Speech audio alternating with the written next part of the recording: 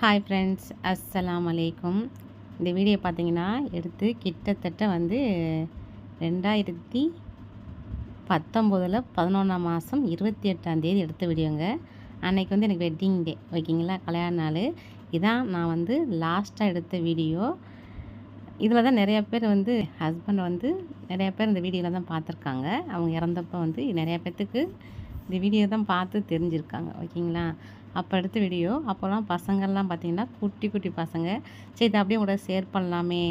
இதை பார்க்கும்போது எனக்கு பழைய ஞாபகம்லாம் வந்தது. சரி, இப்போ உள்ளவங்களுக்கு தெரியாது இல்லையா, சரி உங்களுக்கு அதை சொல்லலாம் சொல்லிட்டு இந்த வீடியோவை நான் வாய்ஸ் கொடுத்து போட்டுக்கிட்டு இருக்கேன். அன்றைக்கி காலைல பார்த்திங்கன்னா பால் பாயசம் செஞ்சேன். என் பசங்கள்லாம், என் பொண்ணு என்னமோ அப்போ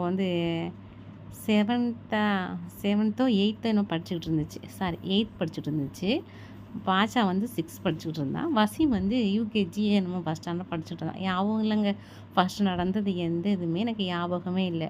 ஒன்று ரொம்ப கஷ்டப்பட்டு யோசிச்சு பார்த்தா தான் எனக்கு சிலது ஞாபகம் வருது. இப்போ என்னன்னு தெரில, ஒரு விஷயம் யாராவது சொன்னால் கூட நான் மறந்துடுறேன். எனக்கு ஞாபக சக்தி இல்லையா, எனக்கு என்ன ஆச்சுன்னு தெரியும் இல்லை. அதே மாதிரி பார்த்திங்கனாக்கும் யாராவது லைட்டாக எதாவது சொன்னால் கூட ரொம்ப டவுன் ஆயிடுறேன். அதுலேருந்து மீண்டு வர்றதுக்கு ரொம்ப கஷ்டப்படுறேன். அன்றைக்கி டேவே பார்த்திங்கன்னா ஒரு மாதிரியாக ரொம்ப டல்லாக தான் போய்கிட்டு இருக்கு. இந்த எனக்கு பிரச்சனை இருக்குது. அது இப்போ தான் இருக்குது. முன்னெல்லாம் அப்படி கிடையாது. முன்னெல்லாம் எனக்கு என்ன சொல்கிறது, கவலைண்டாலே எனக்கு என்னென்னே தெரியாது. இப்போ இந்த 5 வருஷமாக நிறைய கவலைப்பட்டு பட்டு பட்டு ரொம்ப ஓஞ்சு போச்சு. ஆனால் பார்த்திங்கனாக்கும் கவலை வந்தாலும் ரொம்ப டவுன் ஆயிடுறேன். ஆனால் பார்த்தீங்கன்னா கவலைப்பட்டாலே எனக்கு பசிக்க வர ஆரம்பிச்சிருது. இந்த டயத்தில் சாப்பிட்டுட்டு பேசாமல் தூங்கிடுவேங்க. அது இந்த மாதிரி இப்போ எவ்வளோ நிலமை எனக்கு இப்படி இருக்குது. அதோட சரி, காலைல அன்றைக்கி பால் பாயசம் செஞ்சு, பூரி செஞ்சு, சன்னா மசாலா செஞ்சு காலைல பூரி சுட்டோம். அதோட அன்றைக்கி கெட்டதுக்கு சாரி இது என் ஹஸ்பண்ட் எடுத்து கொடுத்த சாரி தான். அதை எடுத்து நம்ம சரி அப்படியே எடுத்து வீடியோ எடுத்துக்கிட்டு இருந்தேன். அதெல்லாம் ரொம்ப நான் லாஸ்ட்டாக நான் கொண்டாடின கல்யாண நாள் இந்த வீடியோ தாங்க. வாழ்க்கையில் நான் மறக்கவே முடியாது. என்ன சொல்கிறது, திரும்பி இது வரவும் வராது. இனிமேல் நடக்கவும் நடக்காது. நடந்து முடிஞ்சிருச்சு இல்லையா, அதனால் சொல்கிறேன். 50 சேலையை பார்த்து இந்த சேலை நான் அன்னைக்கு கெட்டினது தான். இப்போ அந்த சேலை எங்கே இருக்குன்னு கூட தெரிலங்க. நான் மகாராஷ்டிராவில் இருக்கும்போது, ஆமாம், 2019 11ஆம் சொல்கிறேன், 11ஆம் மாதம் சொன்னேன்னா, அதோட 2020 3ஆம் மாதம்ல தான் கொரோனா லாக்டவுன் நம்ம தலையெழுத்தே மாறி போச்சு இல்லையா.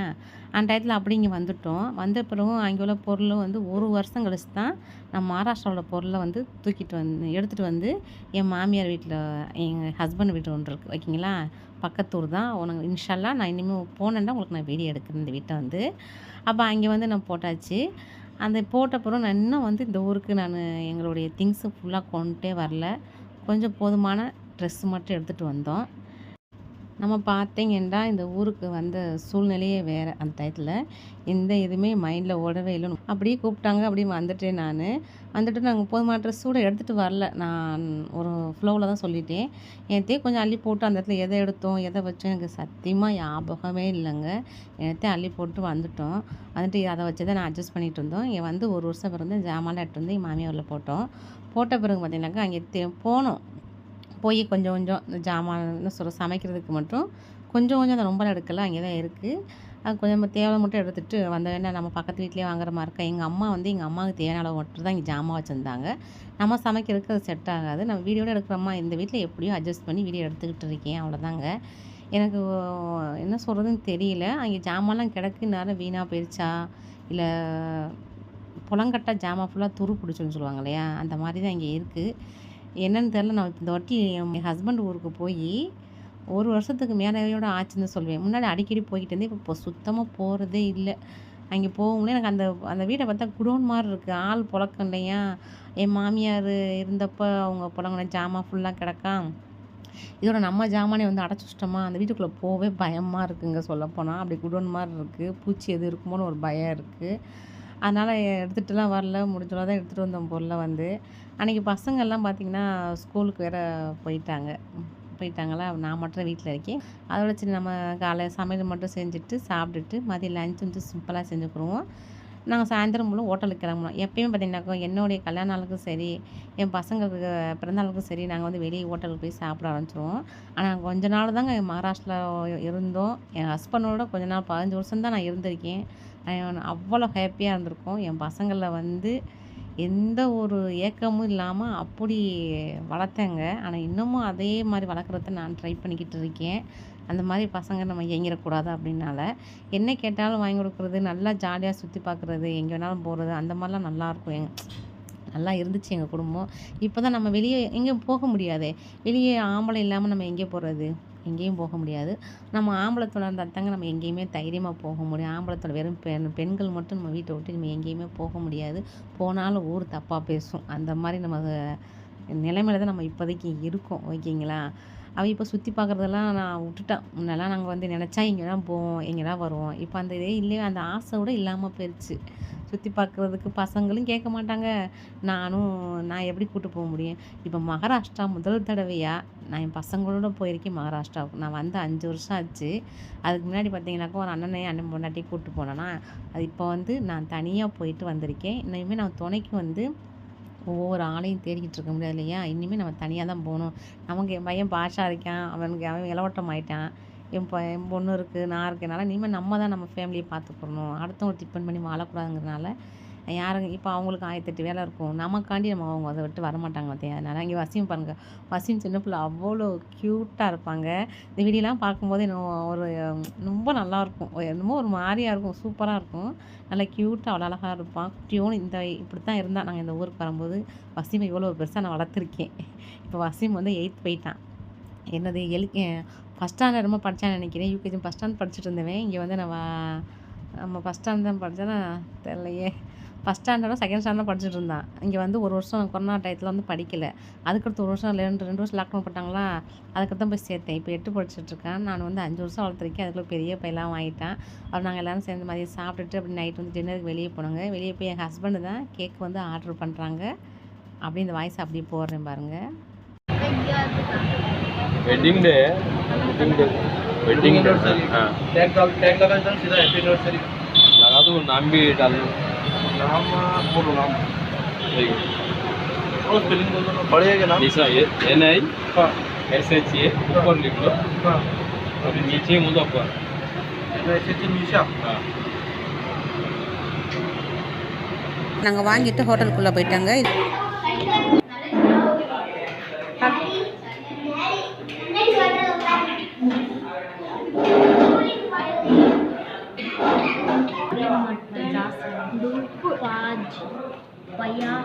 சூப்பராக இருக்குல்ல? சிக்கன் ரொம்ப நல்லா இருக்குல்ல?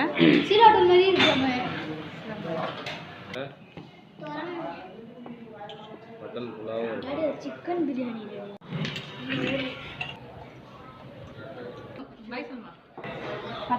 இதில் யார் கட் பண்ணுறீங்க? பசிமா பாஷாவா? கட் பண்ணுங்க. ஒரு பாய் சொல்லுங்கங்க. பாய் வசீம், பாய் சொல்லுவாங்க.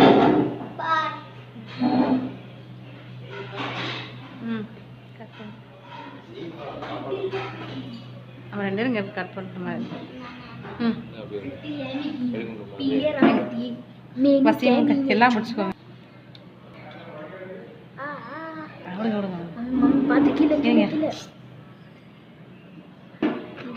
வசீம் கட்டுவோம்.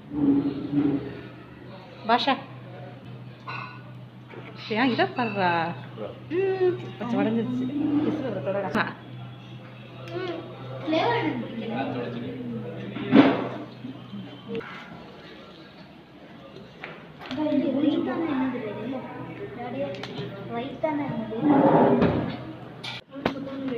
நான் பண்ணுறேன், நானா ஒரு வீடியோ. சிக்கன் இது இப்படி வைக்கணும். நல்லா இருக்கா? இப்போ பார்த்தீங்கன்னா நாட்டுக்கு சிக்கன் 65 கொண்டு வந்துட்டாங்க. இது வந்து எப்படின்னா டேஸ்ட் பண்ணிட்டேன். மட்டன் என்ன மட்டன் பிரியாணியா? மட்டன் புலாவா? எப்படி இருந்ததில்ல டேஸ்ட்டு? நீ மட்டன் பிரியாணி வருமா? இன்னும் கொஞ்சம் ஆர்டர் பண்ணியிருக்கு. நான் வந்தோன்னா உங்களுக்கு காட்டுறேன். பாருங்க, இன்னும் பாதி ஐட்டம் கூட இன்னும் வரல. ஒரு ஹாய் சொல்லுங்க.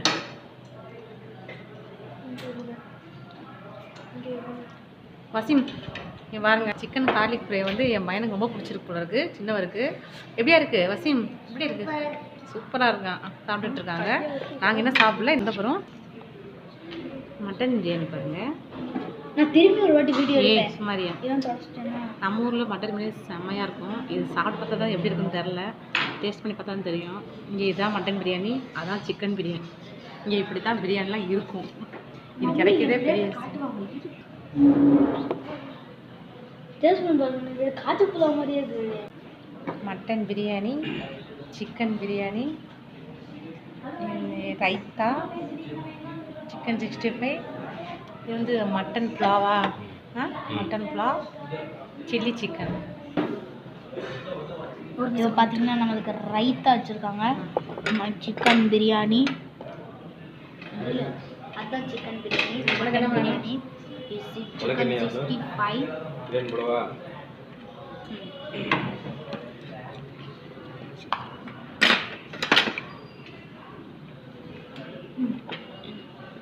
உனக்கு என்ன வேணும்? போடவா? வேற என்ன சாப்பிட?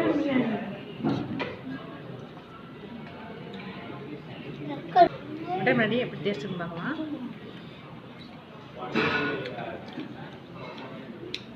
ஏதோ மட்டன் போட்டு ஏதோ மசாலா போட்டு வச்சுருக்காங்க. நம்ம ஊரில் அடிச்சிருக்கலாம், இங்கே பிரியாணியே கிடையாது. பிரியாணி இல்லை, நமக்கு இதெல்லாம் செட் ஆகாது. கை டீ சாப்பிட்றோம்.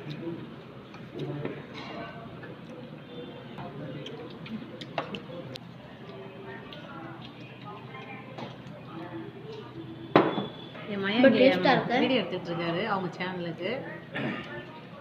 ரொம்ப ரிவ்யூ சொல்லிட்டு இருக்காரு. குக்கிங் பதத்தில் ரிவ்யூ பண்ணிக்கிட்டு இருக்காரு சாப்பாடை பற்றி. அடுத்தது பார்த்தீங்கன்னா நமக்கு கிரில் சிக்கன், ரைட் சாப்பிட்டு பாருங்க, டொமேட்டோ, வெறும் சோறு மாதிரி தான் இருக்கு. ஹாட் வாட்டர் கொடுத்துருக்காங்க, லெமன் போட்டு பிசுபிசுன்னு கை நல்லா ஃப்ரெஷ்ஷாக இருக்கும், கிறிஸ்பி இருக்கும்.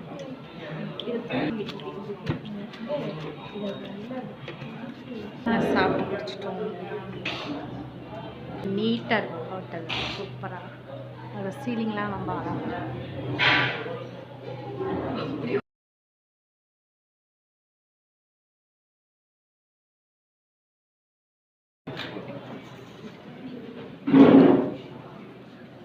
வாய்க்கணும் இந்தா பசி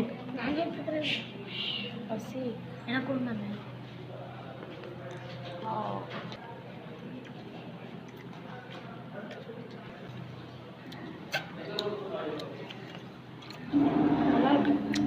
ஏதாவது ஒரு பாய் சொல்லுங்க, சாப்பிட்டு முடிச்சு பாய் சொல்லுங்க. பாய். எங்க ஒரு பாய் சொல்லுங்க. அவ்வளோதாங்க, நாங்கள் எல்லாருமே சாப்பிட்டுட்டு கிளம்பிட்டோங்க. பசங்கள்லாம் ரொம்ப என்ஜாய் பண்ணாங்க. இதை பார்க்கும்போது எனக்கே ஒரு மாதிரி இருந்துச்சு, ஃபீல் ஆயிடுச்சுங்க. ரொம்ப மிஸ் பண்ணுறேன் சந்தோஷத்தையும் சரி, என் ஹஸ்பண்டையும் சரி. என்ன தான் ஃபீல் பண்ணாலும் அந்த நாள் வந்து திரும்ப வராது. நம்ம பிறக்கும்போதே அல்லாஹ் வந்து நம்ம தலையில் எழுதிட்டான், அதேபடி தான் நடக்கும். எல்லாத்தையும் சரி சரி எல்லாம் இருக்கட்டும், எல்லாம் அவனோட செயல் தான். நான் தான் நம்ம நடக்கும். நான் அவனை மிஞ்சினது எதுவுமே கிடையாது. நமக்கு அவன் துணையாக இருப்பான். அந்த நம்பிக்கையில் தான் என் வாழ்க்கை போய்கிட்டு இருக்கு. என் பசங்களையும் நான் அந்த நம்பிக்கையில் தான் நான் வளர்த்துக்கிட்டு இருக்கேன். யாரு கண்ணு பட்டுச்சோ எங்கள் வாழ்க்கை இப்படி ஆயிடுச்சு. சரி என்ன செய்கிறது, அவ்வளோதான், நம்ம கொடுத்து வச்சது அவ்வளோதான். இந்த வீடியோ அவங்களுக்கு நான் ஷேர் பண்ண நினச்சேன். இது ரொம்ப வருஷம் ஆச்சு, 5 வருஷத்துக்கு முன்னாடி எடுத்த வீடியோ தான். இந்த வீடியோ பிடிச்சிருந்தா அவங்க லைக் பண்ணுங்கள், மறக்காமல் சப்ஸ்கிரைப் பண்ணிச்சுக்கோங்க. இது வரைக்கும் பொறுமையாக பார்த்ததுக்கு தேங்க்ஸ் ஃபார் வாட்சிங்.